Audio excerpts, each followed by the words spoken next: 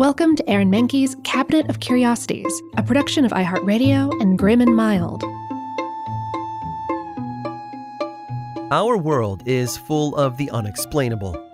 And if history is an open book, all of these amazing tales are right there on display, just waiting for us to explore. Welcome to the Cabinet of Curiosities.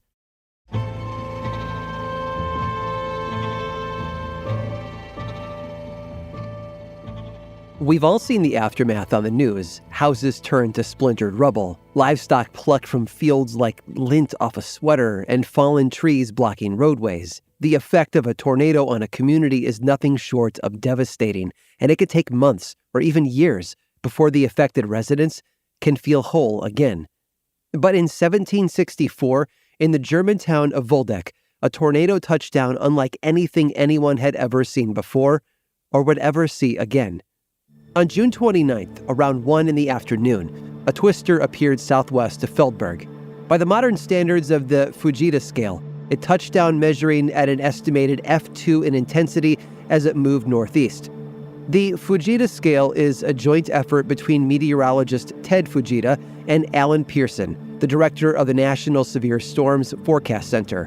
In 1971, Fujita unveiled his eponymous scale, which measured and categorized tornadoes by their size and wind speed. Weaker, smaller twisters fell lower on the scale in the F0 to F1 range, while the most powerful ones would earn up to an F5 rating. With me so far? Good. For example, an F2 tornado maintains an average wind speed of between 113 and 157 miles per hour.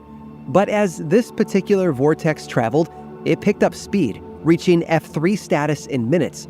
By this point, its wind speed was over 200 miles an hour, and it was only getting worse. 2 children who had gotten caught in its path were tossed into a nearby lake and survived. The hail it kicked up obliterated a small flock of geese in the area as well, and the stumps of previously felled trees were ripped out of the ground like rotted teeth. This tornado was over 300 feet wide by now and showed no signs of slowing down.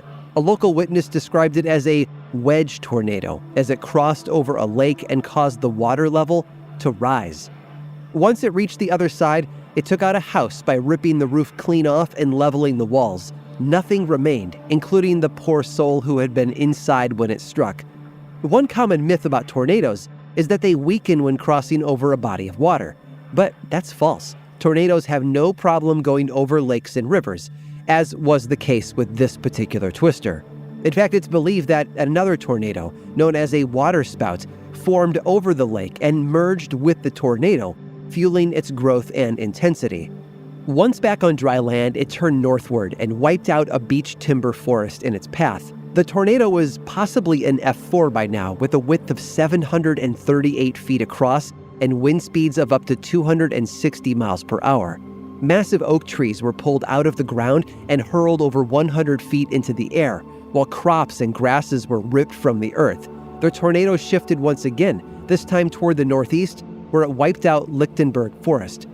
The further it traveled, the worse it got, with the tornado eventually reaching its maximum intensity. Based on what we know now, its wind speeds would have measured roughly 300 miles per hour, officially making it an F5 tornado, one of the strongest ever to be recorded. And in its crosshairs was a dairy farm with a mansion on its property. The tornado ran through the stately home as though it were made of twigs, leaving only the first floor behind. People on the ground reported seeing birds get sucked into it as well. But that wasn't the worst of it. It now measured almost 3,000 feet across and was so strong it ripped the skeleton out of its grave. The Waldeck tornado traveled for about an hour over a distance of 18.5 miles before it finally disappeared. The damage it left behind was unfathomable, and yet, despite the carnage left in its wake, only 1 person died. And although their death was a tragedy, it's a miracle that more people weren't grievously hurt or killed, while this freak tornado wreaked havoc on this poor corner of Germany. Oh, and last I checked, no wicked witches or little dogs were harmed in the process.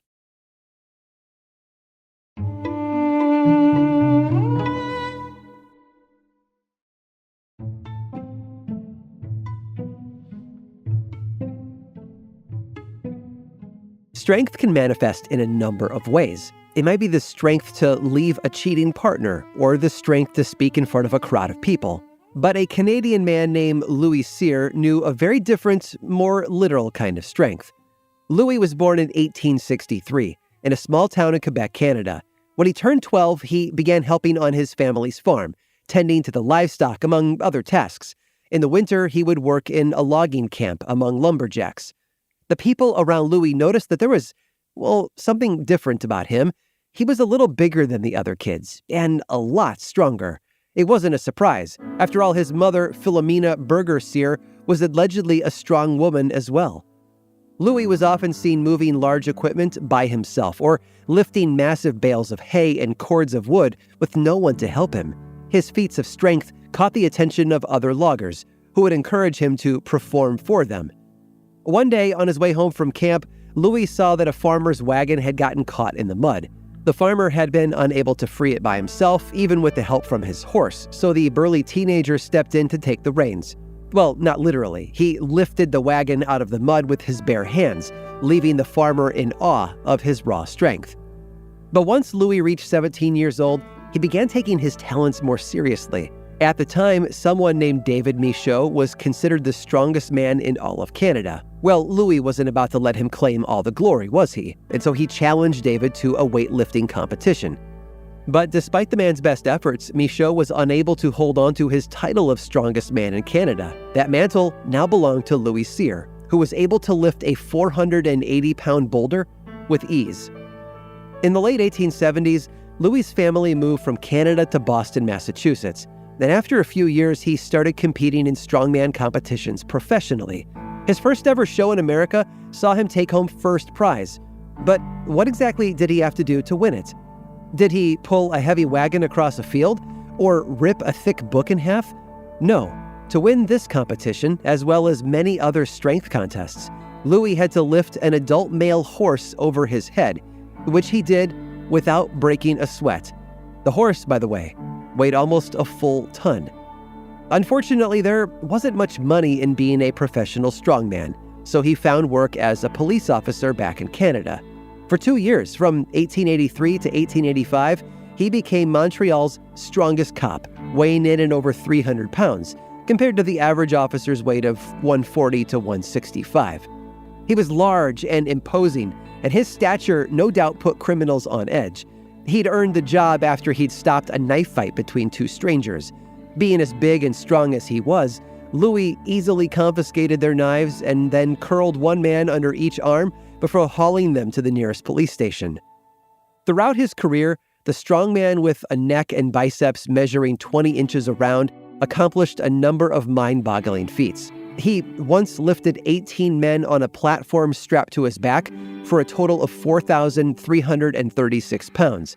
He also used one finger to lift 534 pounds of weight. And one time, he managed to restrain 4 draft horses going in opposite directions, a test of strength that would have ripped a weaker man in half. But one of his most impressive demonstrations occurred when Louis lifted a 273-pound dumbbell with one arm.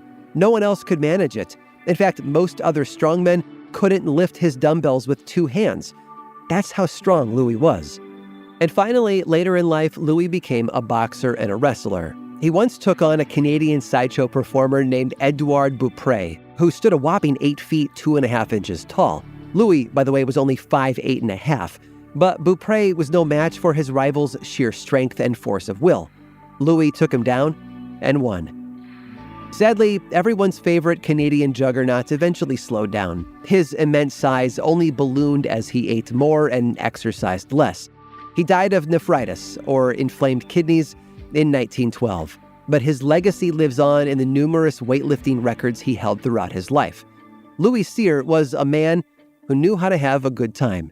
He could lift you up with a kind word. Or, just his pinky. I hope you've enjoyed today's guided tour of the Cabinet of Curiosities. Subscribe for free on Apple Podcasts or learn more about the show by visiting curiositiespodcast.com. This show was created by me, Aaron Mahnke, in partnership with How Stuff Works.